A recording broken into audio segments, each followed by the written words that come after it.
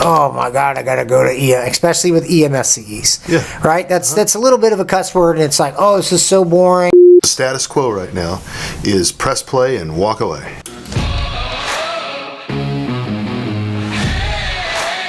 You are listening to EMS with your hosts, Erik Axene and Matt Ball. All right. Today we have a topic that you and I are both passionate about. I would say for sure passionate about. So welcome to the EMS podcast. Make sure that you hit that like button, subscribe to our channel, and if you like what you see on our podcast, we do have a website where we provide continuing education for pre-hospital providers. So their link will be in the description below. Check that out. Check out our website. And that's kind of what we're talking about today is continuing education. And you know, to firefighters, if we're being honest, a lot of times that's kind of almost like a cuss word, like, oh my God, I got to go to EMS, especially with EMSCEs. Yeah. Right? That's a little bit of a cuss word, and it's like, oh, this is so boring. This is stupid. Why do I have to do this? I've seen it. Most of it is. We all have. Anybody that's been an instructor in the fire service for any length of time has seen it. And that's one of the things that you and I are passionate about changing, is making it better. And the reality is that a lot of EMSCEs that are out there, not talking bad about them, but one thing is they're just kind of checking a box. Everybody's familiar with the term of just check the box, right? Mm-hmm. And the other thing, a lot of them really aren't focused on the firefighter, EMS, pre-hospital provider. Yeah. You know, you go across the country, and in some states, you know, it's mostly private ambulance companies that are running 911. Right. In Texas here, it's very different. Right. It's pretty much everywhere. It's the fire department that is the 911 EMS responders in the state of Texas. Like in my department, everybody's a paramedic. Right. In the surrounding departments that we're at, everybody's a paramedic. No EMTs even on an ambulance. Very high level, at least, of licensed providers that are responding to 911 calls. Yeah. So you and I have a very similar goal of improving education by making it more engaging, making it more interesting, making a product that people are going to want to watch. And we recently sent out a thing on social media asking, because doesn't really matter what you and I think, because we're into EMS. You're a physician. I enjoy EMS education. I'm a EMS educator, all those things. We're kind of looking for the guy that isn't into EMS and doesn't want to go. He's the guy that's poo-pooing going to EMSCEs. And so our question on social media was kind of geared towards people like that. And the question was, what's the most important feature you look for in an EMS education platform? Yep. So when somebody's shopping around and they're looking for EMS content to obtain their CEs, what do they most look for? And there was 4 options: interactive, engaging content, a platform that's easy to use, affordable pricing, and up-to-date materials. Yes. And overwhelmingly, 71%, what do you think they guessed out of those options? Engaging content. Engaging content. Yeah. And this is on our LinkedIn pages. This is on our social media. You know, our viewers can go check this out for themselves. 71% said they wanted engaging content. Makes sense, though, too, doesn't it? It makes total sense. Because the status quo right now is press play and walk away. You know, it's content that I'd rather go clean the kitchen. Yeah. It's checking a box. Yeah. It really is checking a box. And, you know, like, I get it. I've ridden an ambulance for 20 years for a fire department, and it does get frustrating. The nursing home calls, the abuse of 911, you know, the falls, and just I get it. Like, I get it. You get it. It gets old, right? Mm-hmm. The reality is that this is the future of the fire service. Yeah. You know, this. I was talking to a chief. I'll just say a chief, and this unexpected marriage between the EMS and the fire service has really been a blessing for the fire service. A lot of people probably don't feel that way because they don't like EMS, but the reality is the number of fires that we're going on are decreasing with all the advances in fire protection systems and education and these type of things. And the EMS calls and patients are becoming more and more complicated. And it's going to go up too. It's only going to go up. We talked about this earlier. I'm speaking in Las Vegas at EMS World about it. Yeah. Is that the expansion of the role of medicine in the pre-hospital environment is huge, and it's going to get bigger. Yeah. It's not going away. It's going to expand. 100%. And there's going to be a lot of money involved in it too. A lot of money. And, yeah. and I don't think people really respect that either. And I'm really excited about some of the projects I'm working on right now to quantify the amount of money I think we can save. Yeah. But back to education. Yeah. What is education? I mean, this whole idea of continuing education, people say that word, and like you said, it's a bad word. They don't think about what the word is. And as a former educator, I have found, education, when delivered improperly, is like rubbing your eyes in sandpaper. It's really tough, especially for a guy like me, ADHD, to sit down and listen. Every fireman out there, I teacher guarantee. speaking, he's just talking and nobody's listening. Yes. These CEs, it's just PowerPoint after PowerPoint. Or you get some guy up there that's not even a provider and he's just reading a script. Oh, it's terrible. That's not education. No. That's checking a box. That's good information. Yeah. It's good information.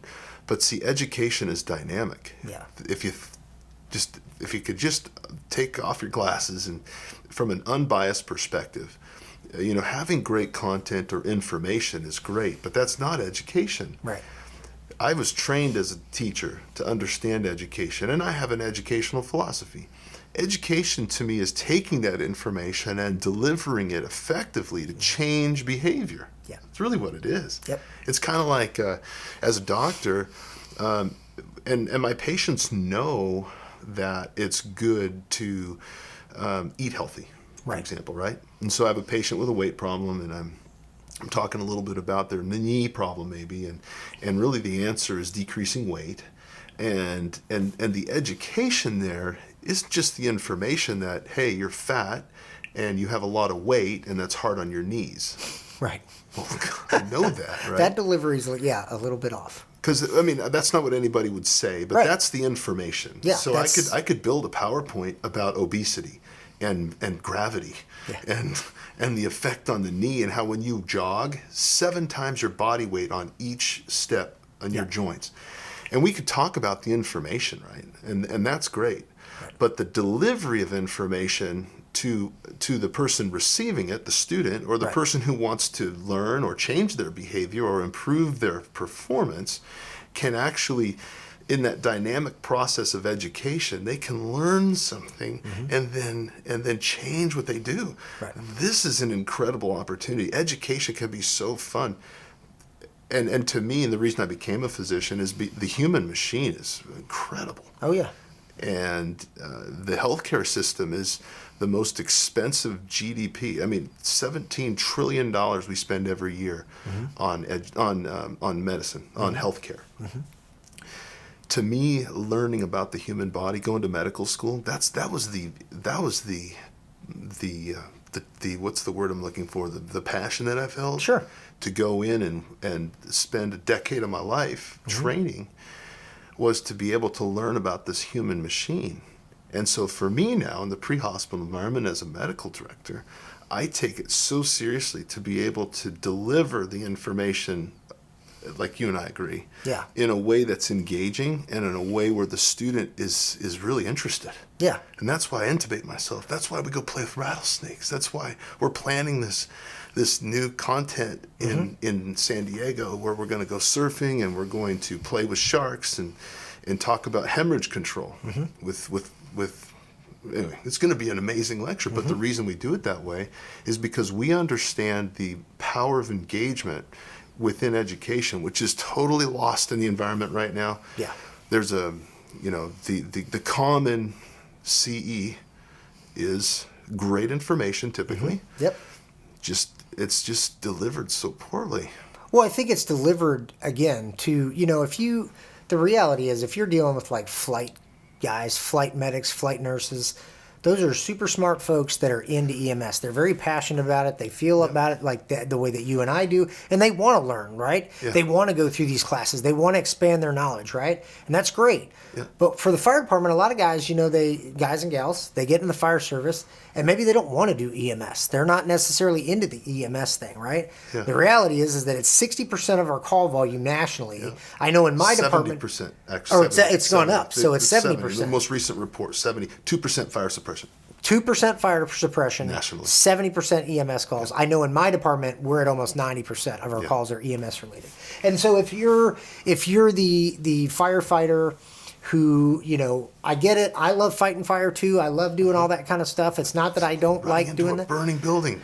Yeah, it's an adrenaline rush. It's awesome. It's fun. Totally. It's team building. It's the whole thing. I mean, really, it is the reason why a lot of people got into this business. The reality, however, is that you're going to run a lot more EMS calls, right? Yeah. And so it doesn't even matter, even if you're a driver, if you're a captain, if you're in a position where you're off the ambulance, right? It's still part of your job. And education can help you by being more confident in your knowledge base, which then in turn can help you on these calls like, oh, I remember when we talked about this with Ace, and I remember what I should do here. And I think that a lot of guys and gals, a lot of firefighters, they get intimidated by medicine. Mm-hmm. And so that in turn turns into this unmotivation of, well, I don't want to learn about it. Yeah. And maybe I'll just give them a dose of diesel. Well, the reality is that that's probably going to get you into more trouble than doing something. Even if you did the right thing that was indicated and made a mistake or something bad, that's probably a safer route. As long as you were following your protocol and following your policies, that's probably a safer route than just saying, just give them a dose of diesel when you should have interacted or you should have intervened, right? That's not really going to be a very good excuse anymore. What you're saying is that there's something we can do to influence patient health. And a million %. Absolutely. A million %. There's things that we can. I agree with you. 100%. Oh, yeah. And it's not hard. I mean, you're obviously a brilliant guy. I mean, I don't feel like I have a lot of that didactic knowledge like you have, that book knowledge. I feel like I have a lot of common sense. And I think that a lot of firefighters... Different skill set. Different skill set, exactly. Yeah. Now, I go out and I read and I take classes and talk to you about stuff to get more of that head knowledge, so to speak, that you have to a degree to be a paramedic or any kind of provider. But a lot of it's common sense to me, especially pre-hospital. Yeah. A lot of it is common sense. And if you use good common sense and good critical thinking, along with good education, you're going to be fine. Yeah. You're going to be fine. And so that's part of our passion is... And really and truly, a lot of people might sit there and say, oh, well, you're just doing this to sell a product. I can tell you, I know your heart is not about selling a product. It is about trying to improve education for these guys. Because I know I hate it. One of my things is going on calls with guys that are not the best paramedics, and I've got a crashing patient, and I might have one other guy there that can really help me because he sees what's going on. Yeah. Or maybe I'm completely on my own. And I'm having to manage this super sick patient by myself, even though I might have one or two or five other paramedics standing right there. Very frustrating. Here's an analogy for you, Matt. And again, a teaching tool analogy, right? Things that we understand, and we use that understanding to help understand new situations. Right. What's really happening here is we're trying to sharpen our skills, right? Mm-hmm. Because we have to be able to handle life-threatening situations. Yep. And we're taking care of people that could die if we do the wrong thing. Yep. And we can save their lives if we do the right thing. Right. In some of the situations, we have seconds to act. Yep. And this is super important. Yeah. So here's the analogy. So it's like gardening, right? I like to mow the lawn. I like to keep my yard looking nice. Mm-hmm. And the actual gardening is kind of like patient care. Mm-hmm. It's like that's where the rubber meets the road. It's like the end of the hose, putting out the fire, right? But in gardening, though, there are certain things I have where I got to keep the engine of my lawnmower tuned up so it works. I got to sharpen the blades of my hedge trimmers, and I've got to keep the wire and the weed trimmer. I got to. The list goes on and on of things you do to prepare and to be able you do what you want. I recently was with Jason, one of our colleagues, and I couldn't start my lawnmower.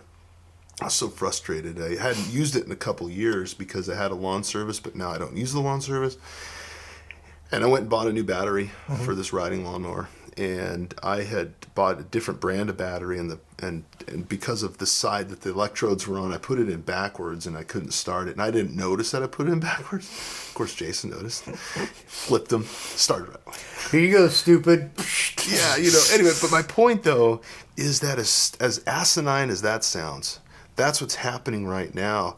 I think because our departments are spending thousands of dollars on this equipment to sharpen our skills. Like the thing we could use to sharpen the blade of the hedge trimmer, the thing that we could use to tune up the carburetor, these really vital skills. We got great CE programs where medical directors will come in like myself and teach live. Yep. Paramedics like yourself will go in and teach live and do medical minutes and things like that. Unfortunately, in our environment today, a large portion of the education system is virtual. Yeah. And that right now, what's happening in the virtual environment it's asinine. Yeah. It's a waste of money, and it's not doing anything. And what we've created and what we tried to create is something that could create value for that portion of training, where we're sharpening the blades and we're tuning up the carburetor.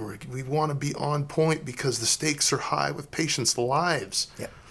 It's so much more than, like you said, pushing diesel. Yeah.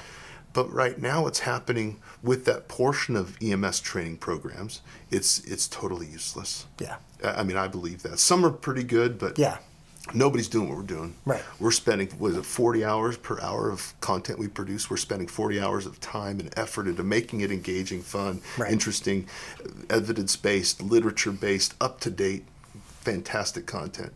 And actually produced at a level that's high quality too, right? Yep. So very good quality. Am I doing this for the money? No. We're not doing this for the money. Right. We're passionate about making things better, and we want to make this education process something that people will learn from. Yep. And then I like to think of our hands, Matt, is reaching through the camera into the mind of a paramedic going to treat another 20 patients that day. You multiply that by the number of patients that watch these videos. Think of the impact we could potentially have. Right. But that's a great responsibility. Yeah. And that's why we research so much and we work so hard to do what we do. Yep. It's not about the money. It's about improving patient care, ultimately. And if you're a chief and you're as we call them, a decision maker, right? They're just kind of worried about, hey, and I get it. I get it from their angle, from their perspective of just check that box. I got to check that box and make sure that I provide, some level of continuing education. And so they might look at that survey that we put out there and be like, not really, my priority is maybe price or, whatever. But I don't want to switch my whole department over to some new thing. Well, if you look at it, I respect it too. I get price as an option to some people, don't want to switch over a 500-member department to a new system. I totally get all that. Might not be an easy thing to do. But when you look at it from a liability standpoint, and I'm sure that any department of any size has issues, has had calls come back, has looked and go, man, we need to do a better job with our EMS service or, whatever the case may be. Well, one of the fixes for that is proper education. Right? If you want to lower your liability as a fire chief, if you want to lower your department's liability, have better informed providers running on your boxes. It's that simple.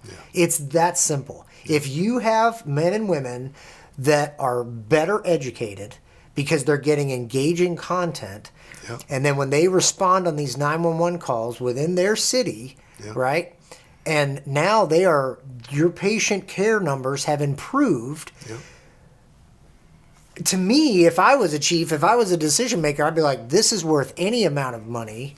Doesn't matter what it costs. Stakes are so high. I mean, even if to be hokey, you're looking at it from the perspective of if we saved one more life, because one more paramedic was slightly better educated and he pushed the right drug or did the right intervention at the right time because he didn't hesitate out of fear or lack of knowledge, right? Right. And you saved one life. What would that be worth in money?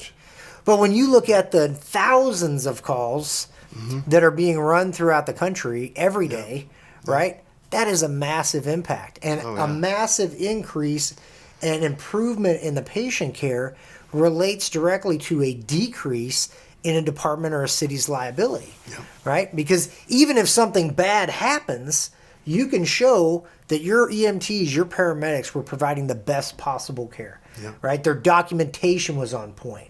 Their, all the stuff that we talk about, it was all on point, and it directly goes back to, because unlike fire, a lot of it was related to equipment and things of that nature. With EMS, it's so much in here, Knowledge. right? It's knowledge based, right? You've got all the equipment there. It's knowing when to use it and how to do it. Super important. And creating learning experiences that are dynamic and interesting and engaging. People learn. Yeah. Red flags of management and pearls of wisdom. And firemen, take. you know this very well, and anybody that's out there watching that's worked for a fire department, firefighters are a hard group of people to teach. They really are. They're intimidating.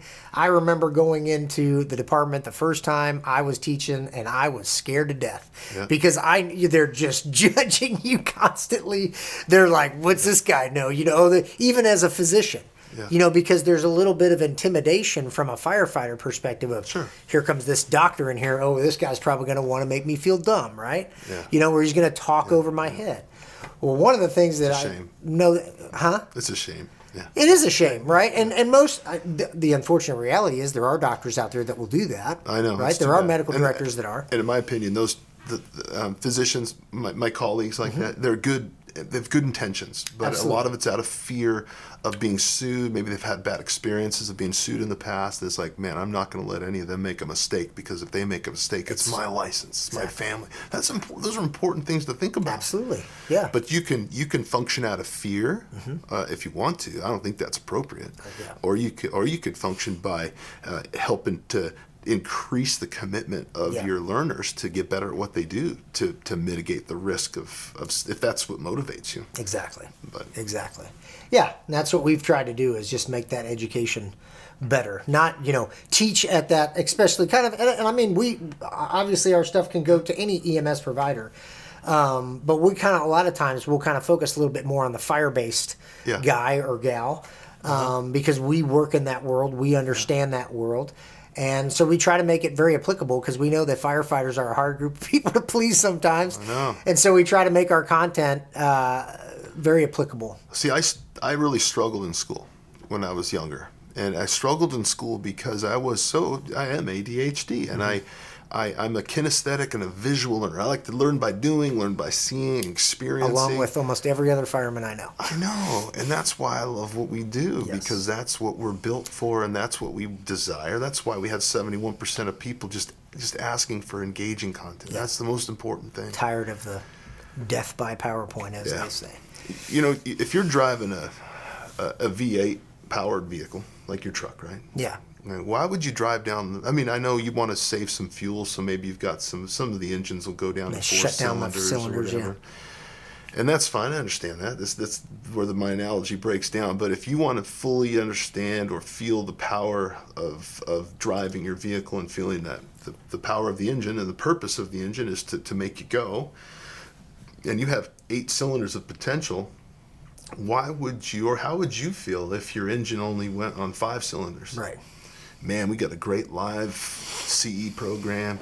We got great didactics, and we got a great FTO program. Those are really good pieces. Yeah. The reality is, we have another piece that we have to do. We have to do CEs. We have to maintain our licenses with continuing education, not continuing information. Yeah. That is an important part of any EMS program. Yep. And it's something we have to do. And so I really feel like we've got a bunch of poorly performing departments out there that aren't fully utilizing the full potential of their program. Yeah. Wasting time looking at things that nobody's watching. Yeah. Spending money on it. I like how you said it. Press play and walk away. Yeah. Unfortunately, that's a reality that hopefully we can change. And I think that we do. I mean, we've been blessed with a great team. We're creative. Yep. We're not like the whole whiteboard thing, right? We like to draw pictures. Yep. And in Well, one of you our do. first I can't draw. You can. No, but remember when we had that first focus group? We rented out part of that restaurant and we showed stuff and had a bunch of people come in, different levels of, with new firefighters, FTOs, fire chiefs. We had everybody in that restaurant watching our stuff and giving us unbiased, confidential feedback. Yep. And you remember one of the things they said, they just loved the pictures that I was drawing on the whiteboard was one of the things they liked. And so we heard that. And so we creatively came up, hey, let's change it and build a light board. Yeah. And I remember, and I think that's kind of what we're doing now, even with our content as we move forward from today. We're thinking of new ways to make it even better and more engaging. And I think as we gain more and more students, I think the education is just going to get more engaging. People are going to enjoy it even more, are going to improve their skills even more. Yep. Hopefully departments will catch on and realize we don't have to do the PowerPoint stuff anymore. Yeah, you can still check the box for the same price, and people will actually learn something. Yeah. Yeah. Right. If you got 8 cylinders, use them all. Let's Use put a them supercharger on that V8. Exactly. Let's get it really going. Oh, now you're talking. Yeah. My truck's outside. We go put a supercharger Let's on do it. Yeah, don't park it at DFW. Well, yeah, that's another bad idea. Well, this was a good conversation. I know we both feel the same way about it, but I think it's kind of important to talk about because it's known in the fire service that's kind of the mindset of it, and we are definitely here to hopefully make those CE hours better. We should change the name, from Con Ed or continuing education. It should be, I don't know, the word just should be different. If we're not going to if it's not education, if we're just checking a box, call it, continuing licensing renewal. EMS check box. Yeah, but we shouldn't be paying for that. No. Like we are. Yeah. If you want education, that's what we should be delivering. Yeah, I agree. Well, good conversation. Learning should be fun. Yep. Man, so much to talk about here. We could talk about this. Obviously you and I have sacrificed and we live and breathe what has become medical education. Yeah. So this is good stuff, Matt. Yep. Well, we'll keep going. All right. See you on the next one. Be safe out there. Thank you for listening to EMS, the Erik and Matt Show.